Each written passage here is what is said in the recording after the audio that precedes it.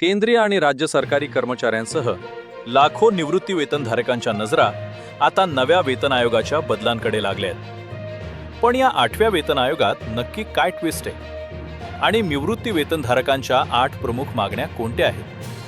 शेवटची ती कोणती मागणी आहे जी सर्वात जास्त फायद्याची आहे? चला सोप्या भाषेत समजून घेऊया. निवृत्ती वेतनधारकांनी सरकारसमोर ठेवलेल्या 8 प्रमुख मागण्या खालीलप्रमाणे आहेत. पहिली मागणी, NPS किंवा UPS ऐवजी जुनी पेन्शन योजना म्हणजेच OPS पुन्हा लागू करावी. दुसरी मागणी, वाढत्या वयानुसार पेन्शनमध्ये टप्प्याटप्प्यानं वाढ व्हावी. अगदी 65व्या वर्षापासूनच अतिरिक्त पेन्शन देण्याची मागणी केली जाते. तिसरी मागणी, फिटमेंट फॅक्टर 2.57 वरून थेट 2.86 पर्यंत वाढवण्यात यावा. चौथी मागणी, पेन्शन कॉम्युटेशनच्या वसुलीचा कालावधी 15 वर्षांवरून 12 वर्षांवर आणला जावा.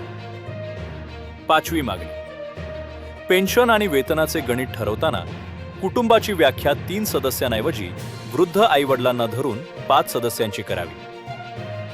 सहावी मागणी, कौटुंबिक निवृत्ती वेतनाच्या टक्केवारीत सकारात्मक सुधारणा व्हावी. सातवी मागणी, वैद्यकीय भत्ता म्हणजेच फिक्स्ड मेडिकल अलाउन्स वाढवून दिला जावा.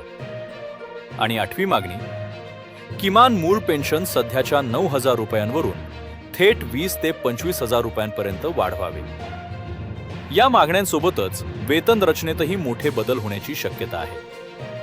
फॉलो आणि सबस्क्राईब नक्की करा.